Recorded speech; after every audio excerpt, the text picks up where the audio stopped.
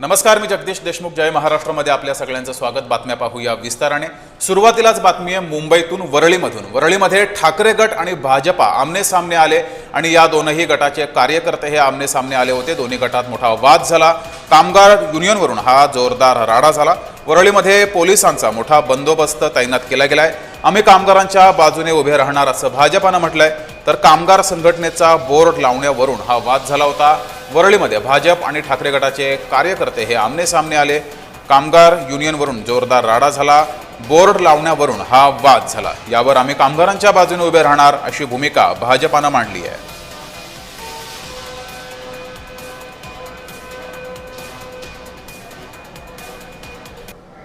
भाजपचे काही लोक इथे प्रयत्न करतात घुसायचा, पण त्यांना कळत नाही की इथला असलेला कामगार आज शिवसेनेची आणि कामगार सेनेशी निगडीत आहे.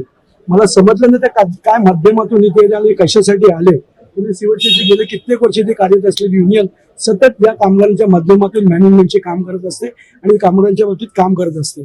आज ज्या प्रकारे ती आले, कोणत्या पद्धतीने आले, कशासाठी आले, मला स्वतःला माहित नाही. आम्ही पण आमच्या कामासाठी आलेलो आहे.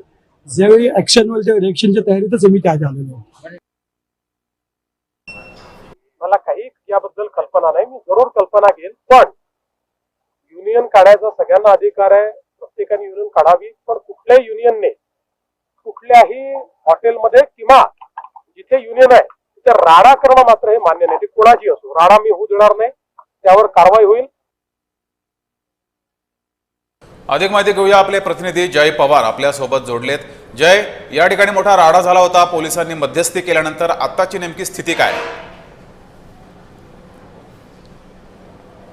नक्कीच आपण जर पाहिलं, सध्या तरी आता मुंबई पोलिसांनी दोन्ही गटाला जे आहे ते दूर केलं आहे. ठाकरे गटाचे जे काही पदाधिकारी ते अजूनही ताज लँड या हॉटेलमध्ये अजूनही आपल्याला असलेलं पाहायला मिळतं. मात्र भाजपचे जे काही लोक आहेत यांना या ठिकाणावरनं बाहेर काढण्यात आलं आहे, कारण की कुठलाही वाद होण्याने आपण जर पाहिलं सर्वात प्रामुख्याने या ठिकाणी वळीमध्ये राडा व्हायचं कारण म्हणजे यापूर्वी सुद्धा भाजपच्या वतीने ताज लँड आणि या हॉटेलमध्ये सुद्धा युनियन स्थापन करण्याचा प्रयत्न झाला होता. त्या ठिकाणी युनियन स्थापन झाली. मात्र यानंतरच आता आपण जर पाहिलं आगामी निवडणुकीच्या पार्श्वभूमीवरती आता भाजप जे आहे ते छोटे छोटे युनियनकडे जे आहे ते वळताना आपल्याला पाहायला मिळतं. मग त्यामध्ये प्रामुख्याने विमानतळ असतील किंवा मुंबईतील पंचतारांगण हॉटेल असतील, यामध्ये विशेषतः भाग जो तो भाजप घेताना आपल्याला पाहायला मिळतं. याच करिता आपण जर पाहिलं तर यापूर्वी भाजपचे जे प्रदेशाध्यक्ष रवींद्र चव्हाण यांनी जेव्हा अध्यक्ष पदाची जबाबदारी घेतली, यानंतरच त्यांनी जो आहे तो मुंबईतील ठाकरेंचे कामगार जे आहे ते तिथले सर्व फोडण्याचा प्रयत्न केला.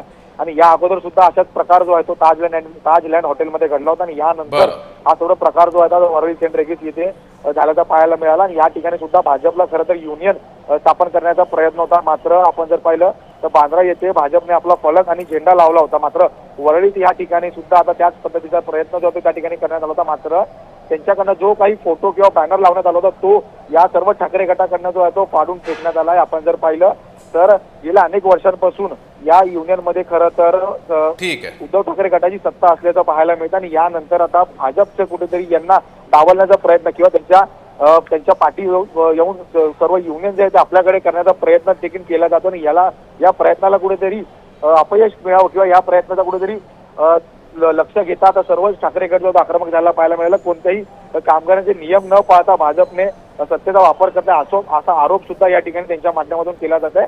आणि त्याचबरोबर हॉटेलचे कर्मचारी सुद्धा हे भाजपकडे येत आहेत असं सुद्धा भाजपकडनं सांगितलं, खोटं सांगितलं जातं असं सुद्धा प्रतिक्रिया त्यांच्याकडनं देण्यात आलं. त्यामुळे हा संपूर्ण एकंदरीत वाद जो आहे तो आता युनियनच्या माध्यमातून भाजप आणि ठाकरे गटाच्या कार्यकर्त्यांमध्ये, कामगार कार्यकर्त्यांमध्ये वाद झालाय. धन्यवाद जय, दिलेल्या माहितीबद्दल.